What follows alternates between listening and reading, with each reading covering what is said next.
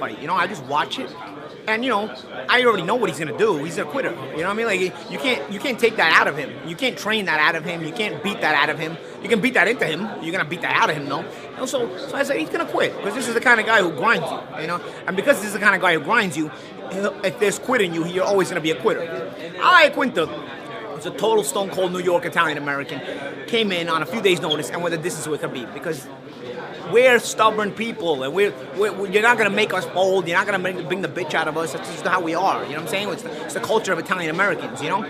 But realistically speaking, Irish have a lot of pride too, and they're typically like, you know, fighters to the core, you know? So I don't know how you can be proud of such a bitch, you know? Like, this guy's always been such a bitch, you know? Like, it's not like it was the first time. It's not like, oh, man, we did not expect him to quit like that. Really? You kind of did, though, you know? Like, I've been saying it the whole time that he had no balls, you know? And it's not like you can, you know, because we win and we lose. That's fine. We win and we lose. And we go out as fighters, we go out as men, we go out as dignity, you know? And that's what competition is. Go out like a man.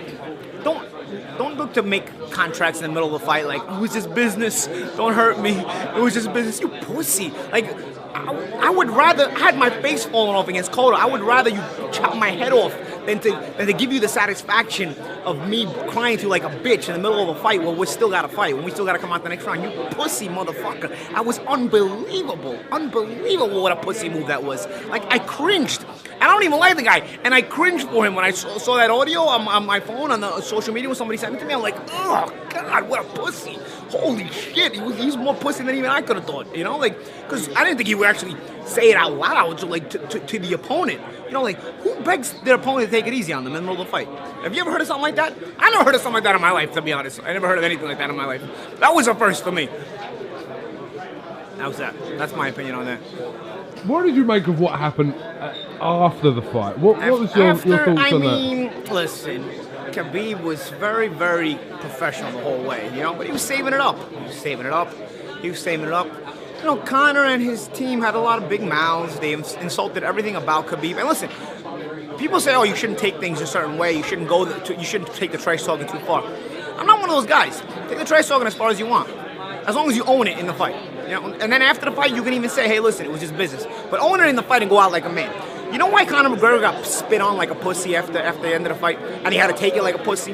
Because he didn't make Khabib work for that win. I guarantee you that if he makes Khabib work for that win, and he doesn't try to punk out or he doesn't try to quit halfway through, Khabib will respect him, and he won't spit on him when they stop the fight, or in the end of the fight. You know why you got spit on?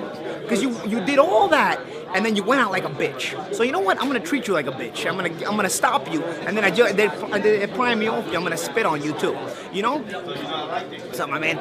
So you know you if you go out like a man, you're gonna gain your opponent's respect even if he beats you. This guy, after all that he did, went out like a total bitch. It's unbelievable. So, and look what he got spit on. Did you see what he got spit on? Usually you get spit on, like, at least you'll acknowledge it.